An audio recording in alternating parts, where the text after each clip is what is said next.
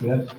Entonces, les dejamos con Alberto como Bautista. Muchas gracias. Muy bien, gracias. Bueno, en primer lugar, agradecer a la organización, a la Unión, al Ayuntamiento de Vichy y todos los promotores de este evento, de esta jornada, la participación nuestra, no solamente en lo personal, sino también en lo institucional, y trasladar también el agradecimiento a los organizadores de la directora de la Escuela Técnica Superior de Ingeniería Agronómica en el Medio Natural por la participación del profesorado de la escuela en esta jornada. ¿De acuerdo? También quería decir que es grato ver a gente conocida durante todos estos años y todas las visitas que normalmente hacemos a campo, pues es también grato verles aquí en la sala hoy. Vamos a hablar de bioestimulación, de nutrición en plantas y de un concepto que espero que al final de la sesión pues podamos entender y podamos ver el objetivo final que se pretende con esta posibilidad que tenemos de modelar lo que es la respuesta de la planta en lo relativo a lo que es la nutrición de las plantas. El contenido que vamos a desarrollar en la ponencia es el que tienen ahí, y el objetivo es contextualizar la aportación que vamos a realizar hoy y poderla encuadrar y entender por qué estamos trabajando en lo que nosotros llamamos nutrición de plantas, y especialmente con el uso de ciertos aminoácidos. En primer lugar, hablaremos de la productividad de los sistemas y la importancia que tiene esta productividad, y este es el leitmotiv, el motivo principal de lo que estamos haciendo. Hablaremos de la bioestimulación, de lo que entendemos que son bioestimulantes, su clasificación. Pasaremos directamente a la acción de determinados grupos de ellos que tienen en la planta en base a esos resultados del estudio de los bioestimulantes, y luego nos centraremos en la aplicación de determinadas sustancias en las plantas y, con motivo de la jornada, especialmente en los cítricos, y presentaremos nuestros resultados. Hablar de productividad es algo que en los últimos 40 o 50 años ya se estaba hablando, y es muy importante entender el contexto en el cual tenemos que presentar este concepto, porque productividad está muy ligada a un binomio muy importante como es el de la superficie del rendimiento y que determina lo que es la producción. Nosotros nos fijamos como objetivo una determinada producción, pero en función de la combinación de esas dos variables que ustedes tienen ahí, de productividad y de superficie, el objetivo que nosotros queremos alcanzar, que una producción, toneladas, kilos, para cumplir nuestros programas, pues esa combinación nos va a marcar nuestro objetivo.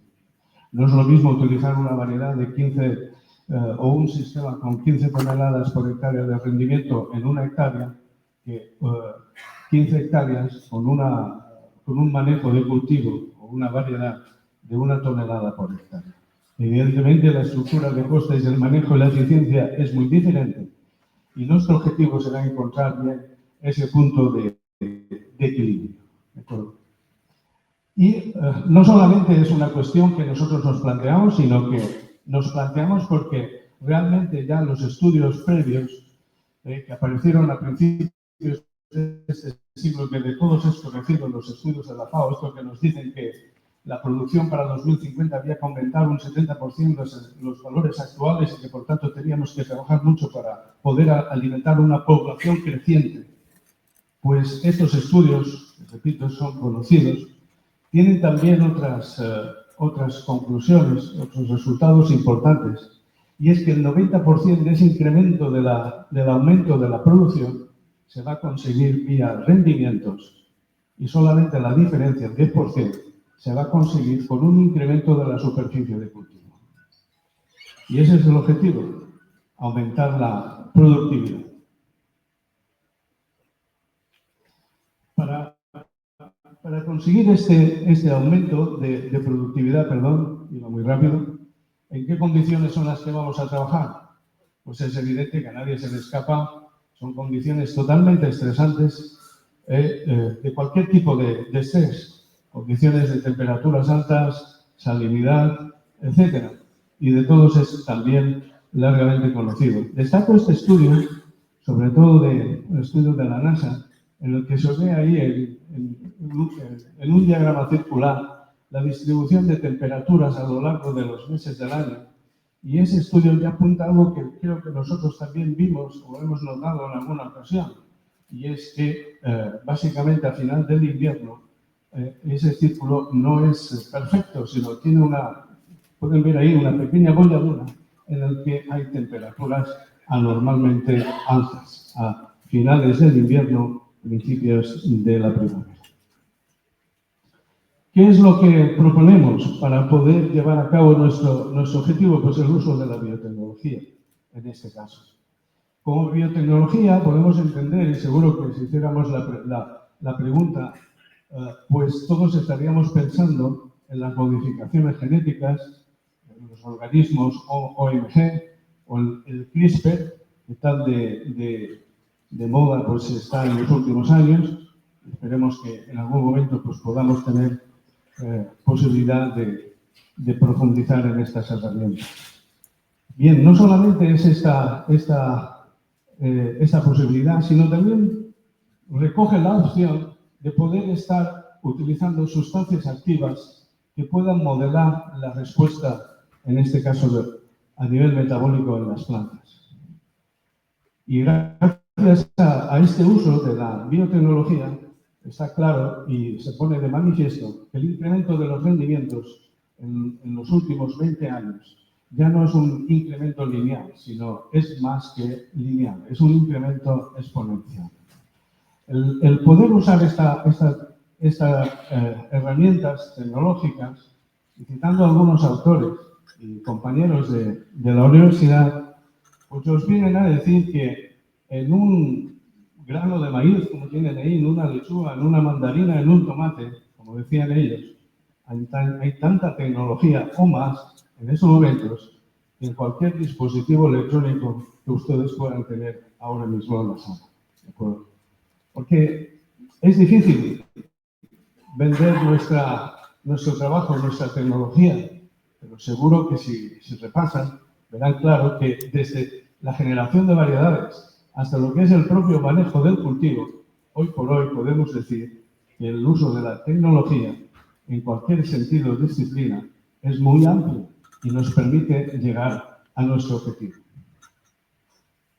El segundo apartado, hecho este encuadre, es el de la bioestimulación. Es un concepto que creo que también ha sido muy usado en los últimos años. Y yo creo que, bueno, a nosotros nos genera un poco de incertidumbre, lo tengo que presentar aquí y espero poder aclararlo en este punto. ¿Por qué nos presenta esta incertidumbre? Porque cuando hablamos de bioestimulantes, estamos hablando de una serie de sustancias, de grupos, como los que tienen ahí, hasta 6 o 7 grupos diferentes, desde ácidos úmicos hasta hongos y bacterias. No lo digo yo. O sea, ya hay una publicación en 2015 de Desjardins, que pronto espero que esté aquí entre nosotros y también en una conferencia a finales de este año en Valencia. Y otros autores que trabajan en bioestimulación, no son los únicos, que presentan estos grupos. Yo les recomiendo que puedan leer estas publicaciones. Son fáciles y son muy didácticas también. ¿De acuerdo? Bien, estos grupos realmente son muy heterogéneos. ¿Qué tiene que ver un hongo o una bacteria con un ácido úmico o con el silicio, que es un elemento mineral? ¿De acuerdo? Todos ellos están englobados en estas categorías.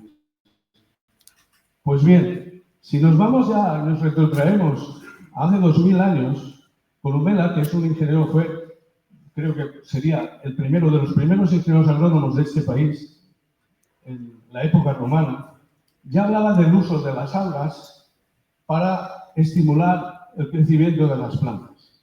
Luego, realmente, el hecho de estar utilizando nosotros en estos momentos bioestimulantes es algo que no es novedoso, ya se hacía.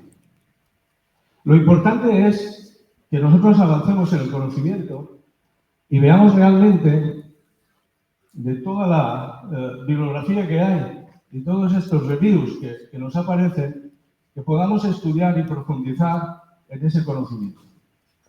Cuando hacemos esta revisión de todos estos grupos de sustancias activas o grupos de bioestimulantes, todos estos trabajos, ya he dicho que pueden leer el trabajo de Villardén, la presentadora ha dicho que tendrán la oportunidad de tener acceso a estas presentaciones.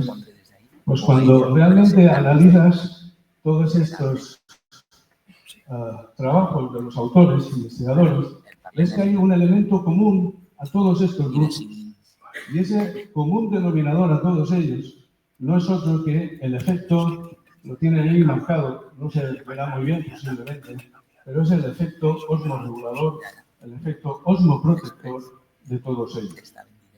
Pero desde un mismo silicio, es un elemento mineral, hasta un aminoácido o pasando por otras sustancias. O sea, realmente es un ejercicio muy interesante. Por tanto, la conclusión que sacamos ahí es que la acción de todas estas sustancias se dirige en un único sentido, y es a potenciar la reacción más importante que tiene lugar en las plantas, que no es otra que la que todos conocemos, que es la de la fotosíntesis. ¿Por qué? Porque realmente la producción de carbohidratos es lo que nos permite generar en la planta energía. ¿De acuerdo? Y dicho de otra manera, voy a lanzar una pregunta en público, que ya en otras ocasiones he tenido la oportunidad de comentarlo. El hecho de que una planta sea un organismo autótrofo significa que no requiere energía adicional. ¿Es suficiente con la energía que genera a partir de los fotoasimilados suyos, generados en la fotosíntesis? Es algo que nos podríamos en ese sentido plantear si no necesita esa dotación adicional de energía. ¿De acuerdo? Y todo ello, como tienen ahí y se repasan las referencias bibliográficas, podrán ver que hay un efecto siempre dirigido en el mismo sentido, y es la protección del aparato fotosintético de la planta. Yo tengo un amigo que dice, claro, cuanto más placa solar tengas, más energía. Él hace referencia a que la placa solar es la superficie del agua. ¿De acuerdo? Pero luego las plantas son caprichosas y se desequilibran. Eso lo veremos después. Bien, dicho todo esto, es importante que ahora pues nosotros contextualicemos esas sustancias activas, veamos qué sustancias son y cómo podemos formularlas, prepararlas y diseñar nuestras propias formulaciones. ¿De acuerdo? ¿Para qué? Primero tenemos que analizar nuestro entorno. Es lo que yo he dicho anteriormente. Es un entorno en el que el estrés, sobre todo abiótico, pero también puede ser estrés biótico, en las plantas generan unos desequilibrios y unas anomalías importantes. Por una parte tenemos el estrés hídrico, la salinidad, las temperaturas extremas, ¿de acuerdo? El efecto tóxico de herbicidas o de otras sustancias. Pero también quería apuntar que cuando hablamos de hídrico, no solamente tenemos que estar pensando en una sequía, también el exceso de agua, como veremos después, puede ocasionar problemas importantes en las plantas, y siempre en el mismo sentido. ¿Y en qué contexto es en el que vamos a trabajar? Pues este que ustedes ven ahí. Esto es un índice de sequía sacado por el grupo de investigación del CSIC en España. Es un índice que tenemos datos desde mediados del siglo pasado. Está tomado cada 5 años, lo podemos calcular para todos los años. Está calculado para todos los años, mejor dicho. Y cada punto de color que ustedes ven en el mapa es un indicador de sequía de los últimos 24 meses para ese año. Quiere decir que el impacto de la sequía es algo que todos aquellos que trabajan en la agricultura saben perfectamente que está todos los años. No sabemos cuándo nos va a venir, no sabemos en qué instante temporal ni en qué momento o en qué ubicación vamos a tener el impacto de la sequía, pero lo vamos a tener. ¿De acuerdo? Fíjense que ya en 2000 nadie se acuerda ya de las primeras olas de calor que atizaban Europa y empezó a hablarse de las primeras muertes por las olas de calor. Y eso ocurrió en los años 2000. Hace un año aproximadamente, creo que salió esta noticia, y es que habíamos tenido un mes de enero muy caluroso. Un mes de enero, una noche, perdón, muy calurosa, con temperaturas exageradamente altas para lo que era el mes de enero. Es algo que se repite de forma constante en los últimos años, durante los meses de verano, julio, agosto, fundamentalmente, pero también se pueden encontrar episodios de este tipo. Pero estos episodios también son recurrentes y cada X años ocurren. Y esto es un factor importantísimo en el metabolismo de las plantas. Y todos es conocido, esas temperaturas altas del verano, que son temperaturas tropicales, generan desequilibrios en el balance energético de la planta muy importantes. Y entonces va en contra de lo que estábamos planteando anteriormente. ¿Y por qué es importante el efecto de esas temperaturas? Está publicado, está reconocido en los estudios. Es un estudio de la Universidad de Florida, el profesor Asín. Y colaboramos con ella, con esta universidad, con algunos investigadores, como después comentaré y diré. En este estudio lo que viene a decir es que la productividad claramente viene o está reducida por las temperaturas altas. Pero no estamos hablando de temperaturas de 30, 35, 40 grados o 45 grados. Fíjense ahí que el rango de temperaturas que se está estudiando es un rango de temperaturas comprendido entre 10 y 30 grados, porque es un estudio amplio a lo largo de todo el mundo. Y es normal, porque lo que este estudio lo que nos dice es que la duración de las fases fenológicas importantes de la planta se reduce considerablemente entre germinación y floración, entre floración y maduración. ¿Eso qué quiere decir? A efectos prácticos, que tenemos menos tiempo. La placa solar tiene menos tiempo para generar energía. Y por tanto, la acumulación de carbohidratos y otras sustancias es menor.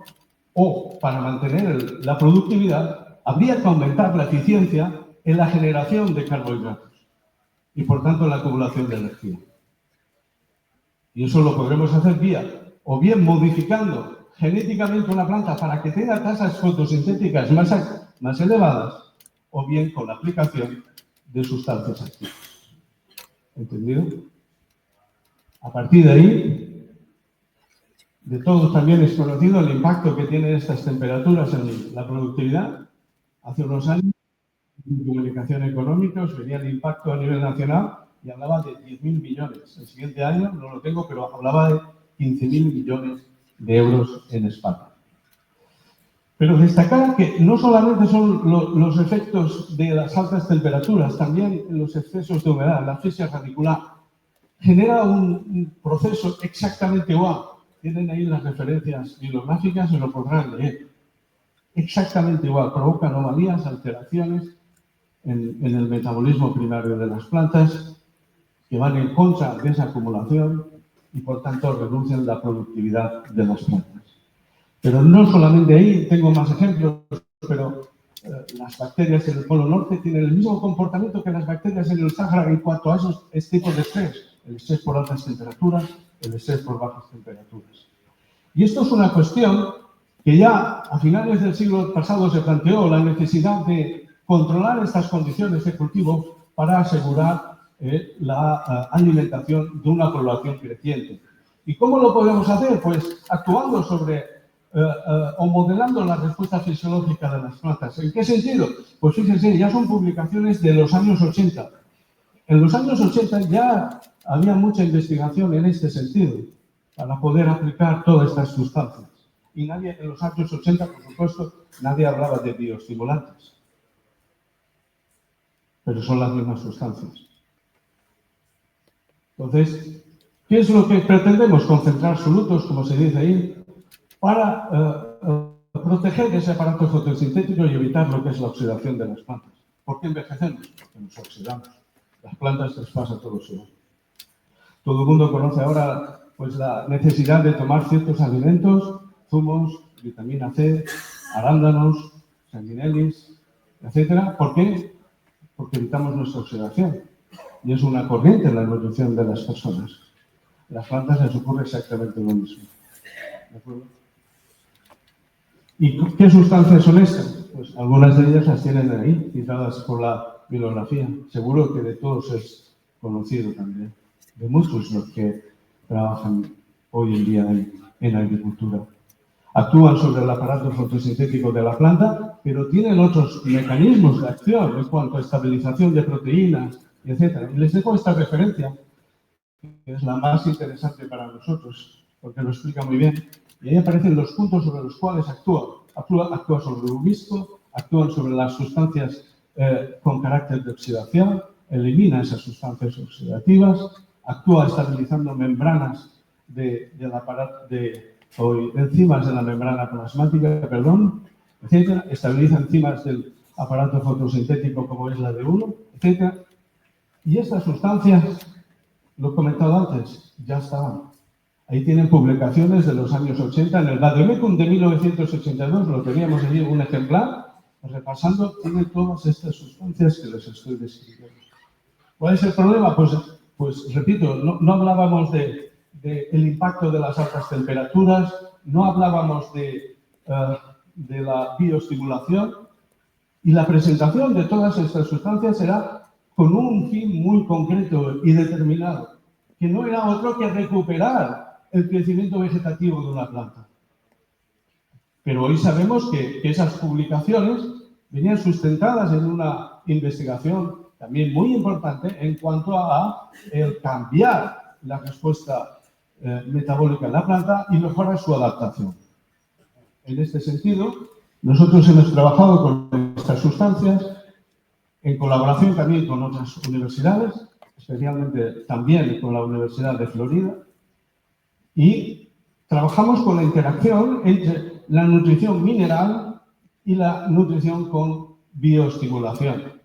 Esta es una revisión bibliográfica que pueden leer.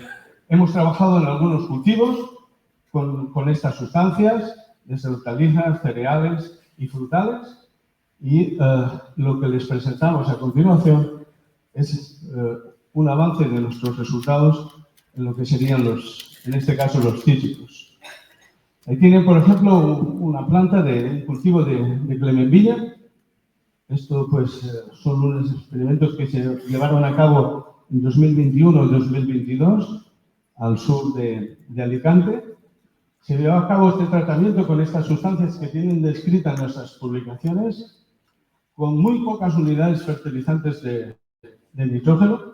Creo que ahí estamos hablando de 60 unidades fertilizantes de nitrógeno. Y los resultados fueron, en este sentido, satisfactorios. Pueden ver la producción en cuanto a productividad y el diámetro del fruto. Finales de agosto ya habíamos alcanzado los 50 milímetros, que es un umbral que todos conocen. Otra de las variedades con las que trabajamos en su momento fue esta Tango. Estuvimos trabajando durante 4 o 5 años sin aplicación de unidades fertilizantes de nitrógeno. Entonces, lo que hacíamos, porque queremos ver este efecto, comparábamos los tratamientos y para ello utilizamos una tecnología que son la de las imágenes que tienen ahí, también en colaboración con el Centro de Investigación de Tecnologías Físicas de la Universidad Politécnica de Valencia, con el profesor Daniel Terrazó.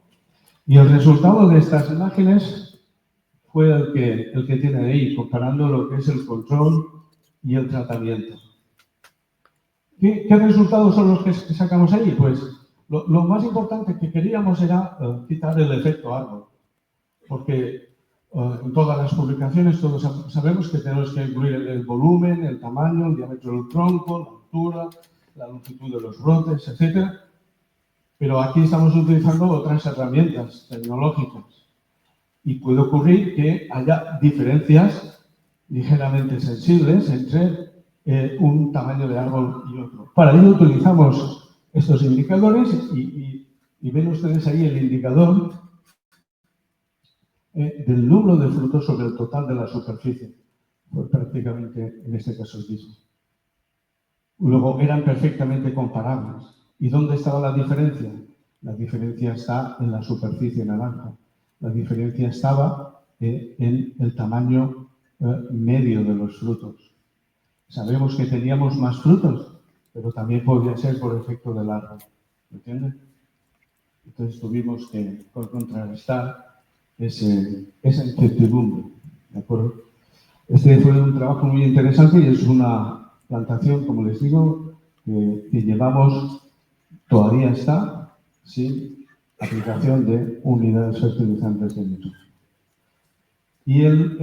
Pero el trabajo que les queríamos presentar en el día de hoy, y con este terminamos, en cuanto a lo que son nuestros resultados, es este que tienen ahí. Tuvimos la oportunidad, nos llamaron en el mes de junio de este año para visitar una plantación de sanguinelli.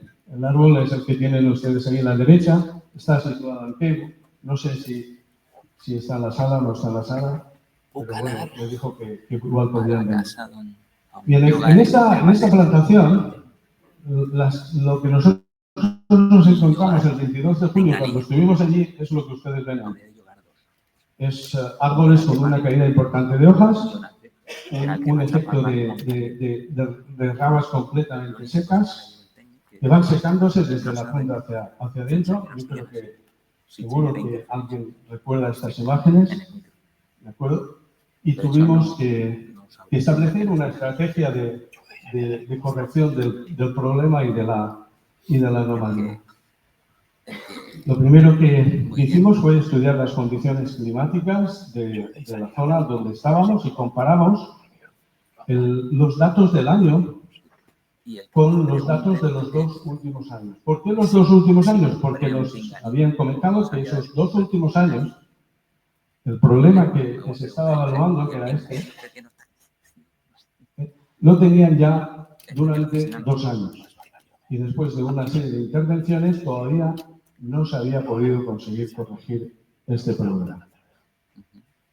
Por tanto, estudiamos la evolución de las temperaturas, también humedades y otros indicadores, y pueden comprobar cómo en 2025, en la línea continua, los valores de temperatura prácticamente se mantienen casi por igual. Poquitas diferencias, sobre todo en primavera, eso sí, temperatura mínima, temperatura media, temperatura máxima, pero nosotros utilizamos un indicador que nos gusta mucho para conocer el estrés, que es el déficit de presión de vapor.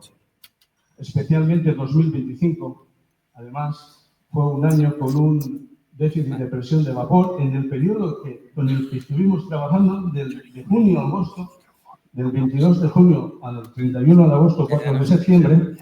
Pueden ver que 2025 tiene un déficit de presión de vapor superior a 2023 y 2024. Esos síntomas de estrés. Las plantas van a notar mucho ese estrés y la regulación estomática va a ser compleja y complicada. ¿De acuerdo? Bien.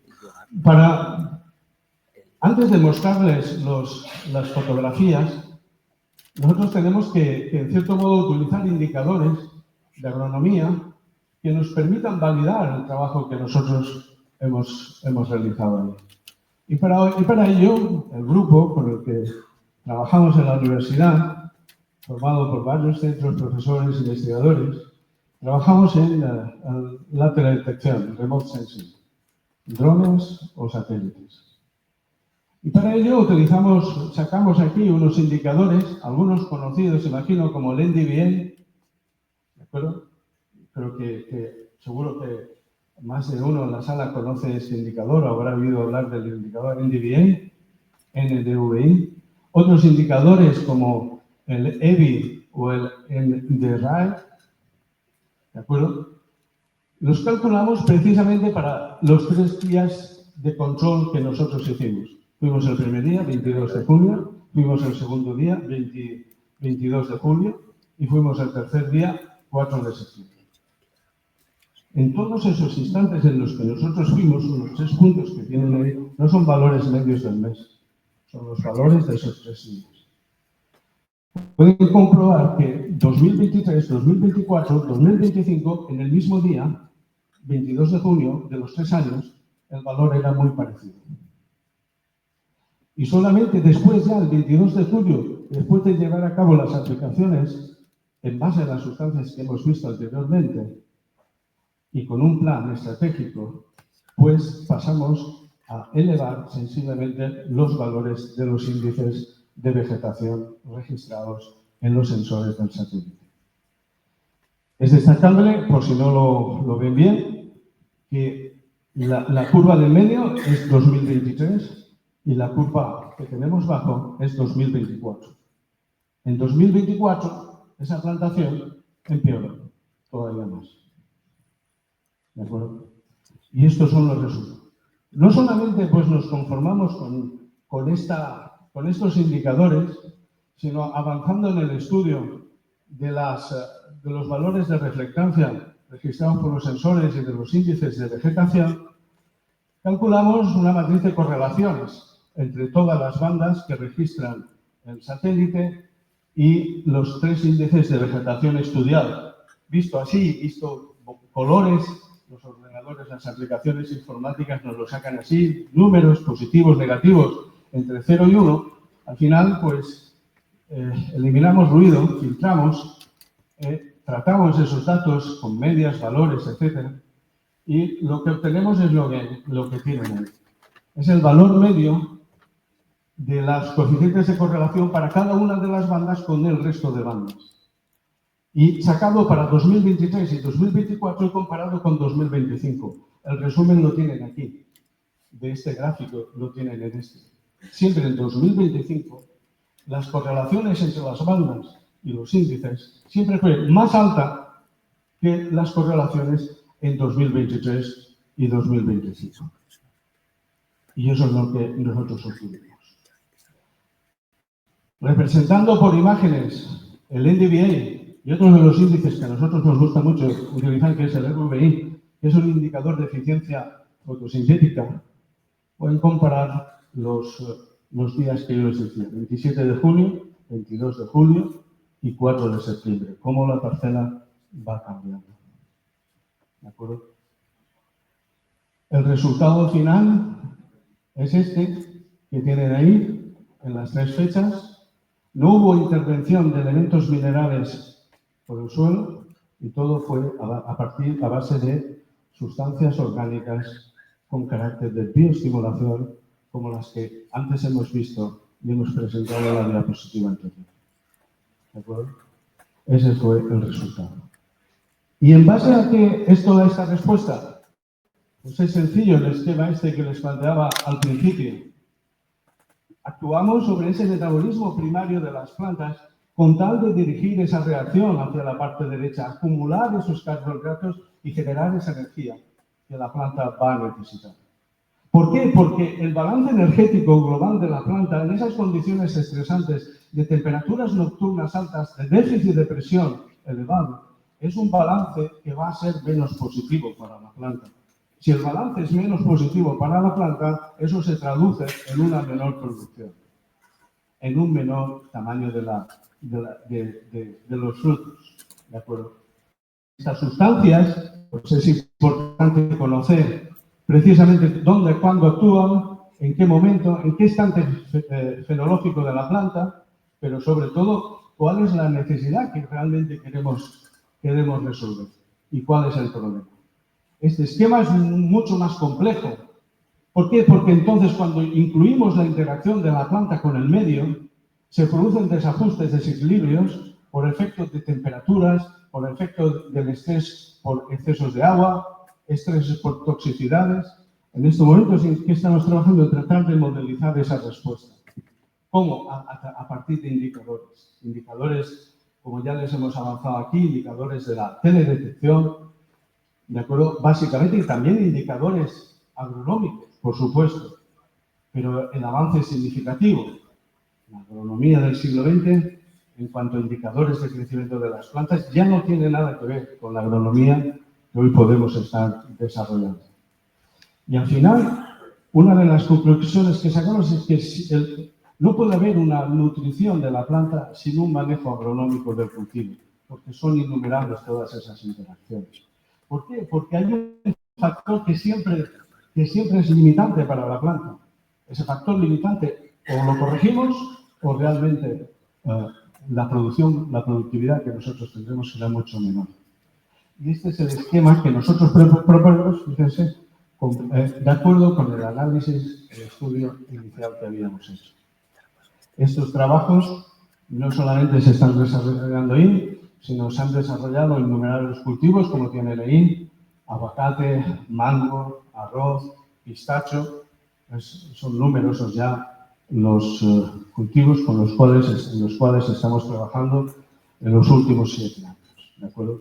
Y esto gracias también al trabajo de todo un equipo que está con nosotros en los laboratorios de la Universidad Politécnica de Valencia. Muchas gracias por su atención y quedo a su disposición.